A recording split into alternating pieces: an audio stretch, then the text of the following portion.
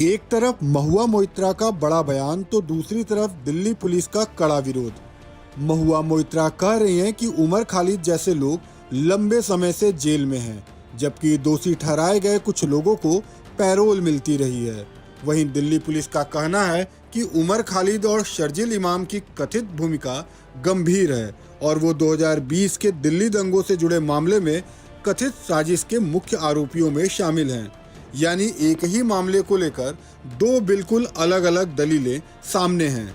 सवाल यह है कि क्या कई सालों तक जेल में रहने के बाद जमानत पर नए सिरे से विचार होना चाहिए, या फिर आरोपों की गंभीरता इतनी ज़्यादा है कि जमानत नहीं दी जा सकती। और अब जब मामला फिर से दिल्ली हाई कोर्ट के सामने है, तो उमर खालिद और शर्जील इमाम की कानूनी लड़ाई किस मोड़ पर पहुंच चुकी है। महुआ मोइत्रा के बयान से लेकर दिल्ली पुलिस के हलफनामे तक समझते हैं इस मामले की पूरी कहानी।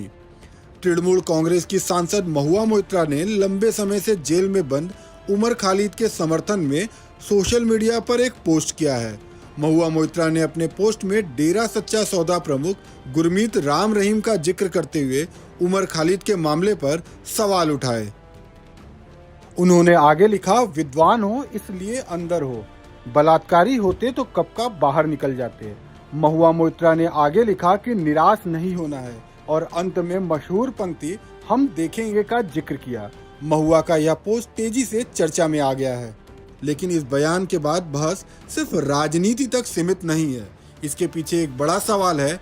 उमर खालिद कई सालों से जेल में हैं और उनकी जमानत को लेकर अदालत में कानूनी लड़ाई लगातार जारी है। दिल्ली पुलिस ने एक बार फिर उमर खालिद और शर्जील इमाम की जमानत याचिकाओं का विरोध किया है। पुलिस ने दिल्ली हाई कोर्ट में दायर अपने हलफनामे में कहा है कि दोनों की जमानत याचिकाएं गलत आधारों पर आधारित है और कानूनी रूप से स्वीकार किए जाने योग्य नहीं हैं। दिल्ली पुलिस का कहना है कि 2020 के दिल्ली दंगों से जुड़े कथित बड़े षड्यंत्र में उमर खालिद और शर्जील इमाम की भूमिका गंभीर रही है। पुलिस उन्हें इस मामले में कथित मास्टरमाइंड्स में शामिल बताया है। पुलिस ने सुप्रीम कोर्ट के पहले के फैसले का भी हवाला दिया, जिसमें उनकी कथित भूमिका को अन्य सह आरोपियों से अलग बताया गया था। दिल्ली पुलिस के अनुसार दोनों की कथित भूमिका को कमांड अथॉरिटी की श्रेणी में रखा गया है। यानी पुलिस का तर्क साफ है। मामला सिर्फ यह नहीं है कि आरोपी कितने समय से जेल में है, मामला यह भी है कि उन पर आरोप कितने गंभीर हैं, और इसी आधार पर पुलिस ने जमानत का विरोध किया है। अब सवाल है कि दोनों का मामला इस समय किस स्टेज पर है। उमर खालिद और शर्जील इमाम ने ट्रायल कोर्ट के उस फैसले को दिल्ली हाई कोर्ट में चुनौती दी है, जिसमें उनकी जमानत याचिका खारिज कर दी गई थी। अब सवाल है कि दोनों का मामला इस समय किस स्टेज पर है। उमर खालिद और शर्जील इमाम ने ट्रायल कोर्ट के उस फैसले को दिल्ली हाई कोर्ट में चुनौती दी है, जिसमें उनकी जमानत याचिका खारिज कर दी गई थी। ट्रायल कोर्ट ने 4 जुलाई को उनकी जमानत याचिकाएं खारिज की थी। इसके बाद दोनों हाई कोर्ट पहुंचे। हाई कोर्ट ने उनकी अपील पर नोटिस जारी किया और 27 अगस्त को सुनवाई की तारीख तय की थी। हालांकि उस दिन अदालत में छुट्टी होने के कारण अब यह मामला सोमवार को लिस्टेड किया गया है।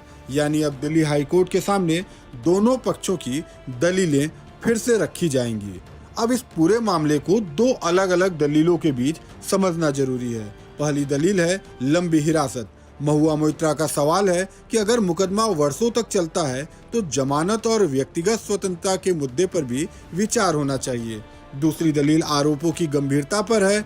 दिल्ली पुलिस का कहना है कि दोनों पर गंभीर आरोप हैं और उनकी कथित भूमिका अन्य आरोपियों से अलग हैं, इसलिए पुलिस जमानत का विरोध कर रही है। यानी अदालत के सामने अब दो महत्वपूर्ण पहलू हैं। एक तरफ व्यक्तिगत स्वतंत्रता और लंबी हिरासत का सवाल, तो दूसरी तरफ गंभीर आरोप और जांच एजेंसी की ओर से लगाए गए कथित साजिश के आरोप हैं। तो क्या महुआ मोइत्रा का बयान इस बहस को और तेज करेगा? क्या लंबे समय से जारी हिरासत जमानत के पक्ष में एक बड़ा आधार बनेगी, या फिर दिल्ली पुलिस के गंभीर आरोपों के आधार पर जमानत का विरोध बरकरार रहेगा? इन सवालों का जवाब आने वाली कानूनी प्रक्रिया में मिलेगा। फिलहाल एक बात साफ है, महुआ मोइत्रा के बयान ने उमर खालिद के मामले को एक बार फिर राजनीतिक बहस के केंद्र में ला लिया है। लेकिन जमानत का फैसला राजनीति से नहीं, अदालत में पेश होने वाली तथ्यों, कानूनी तर्कों और आरोपों की गंभीरता के आधार पर तय होता है और सबकी नज़र दिल्ली हाई कोर्ट की अगली सुनवाई पर होगी।